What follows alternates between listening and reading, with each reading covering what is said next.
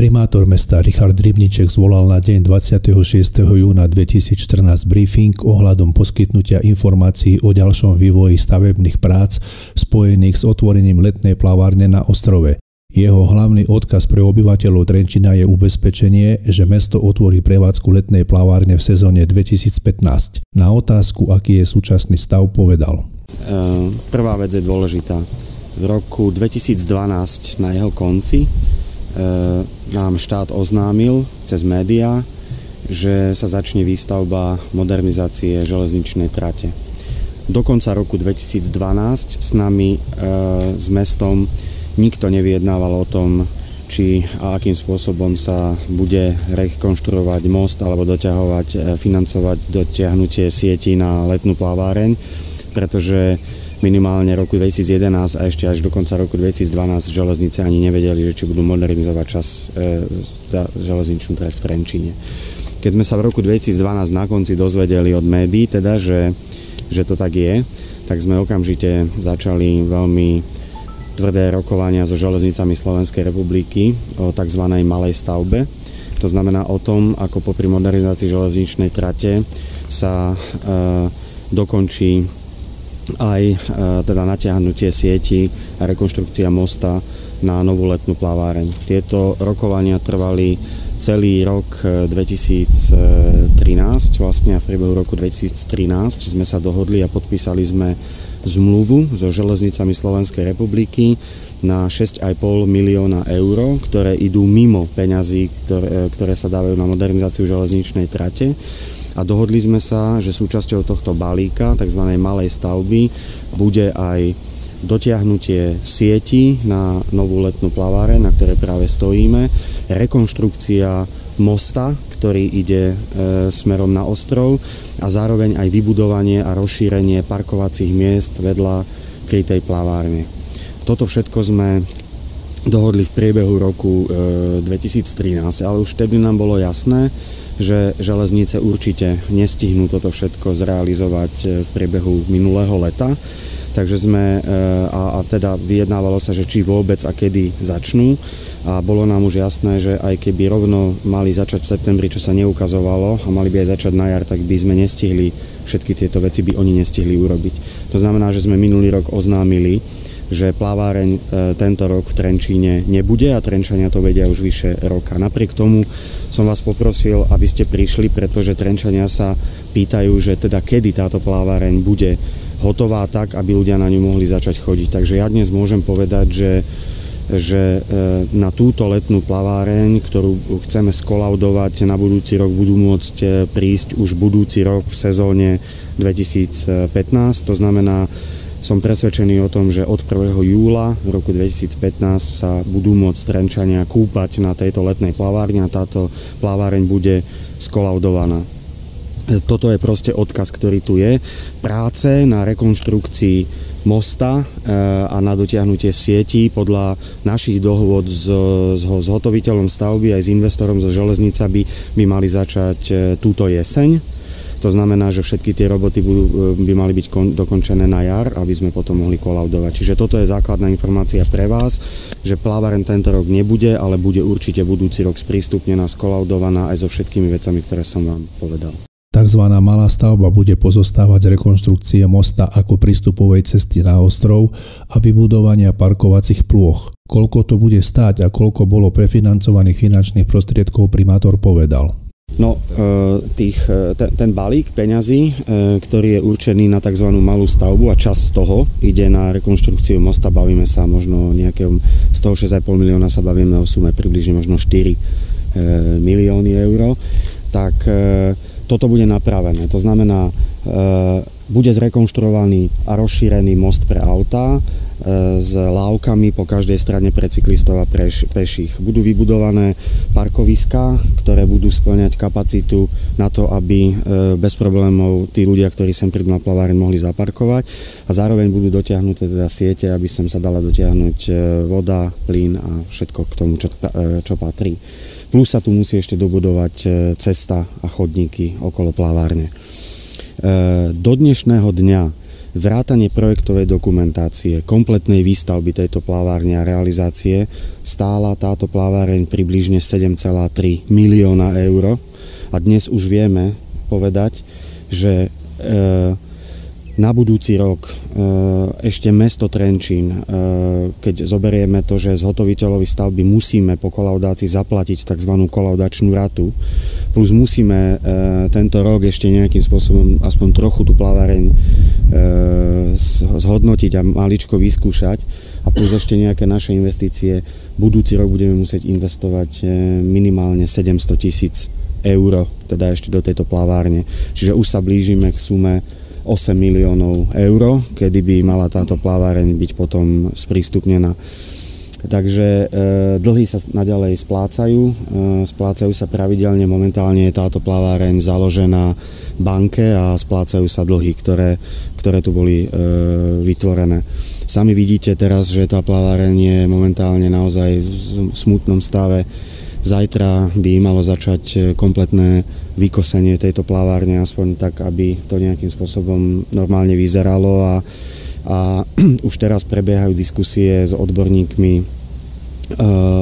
o tom, čo všetko ešte musíme urobiť, aby tá plaváreň mohla byť bez problémov budúci rok spustená, tak ako som vám teraz povedal. Už dnes je jasné, že technológie, ktoré budú použité, sú zastaralé a nevyhovujúce podmienkam dnešnej doby. No, je to pravda. Treba povedať, že sú tu technológie, ktoré sa bežne povedia, že sú bežné na plavárniach, ale samozrejme dalo sa to podľa môjho názoru urobiť aj oveľa zmysluplnejšie, dokonca poviem aj profesionálnejšie, ale ono zase treba povedať, že ten zhotoviteľ za to nemôže. Také bolo zadanie a to zadanie bolo proste zrealizované. Faktom je, že dokonca sa tu, musím úprimne povedať, svojho času objavili aj takí, nazvem to, dobrodruhovia, ktorí povedali, že by dokázali túto plaváreň prevádzkovať aj za súčasného stavu, že by tu vykopali nejaké studne a neviem čo, tak už dnes musím povedať, že to sú pre mňa diletanti, títo ľudia, pretože nemôžete otvoriť letnú plaváreň bez adekvátnych vybudovaných parkovísk, pretože to je v rozpore s cestným zákonom.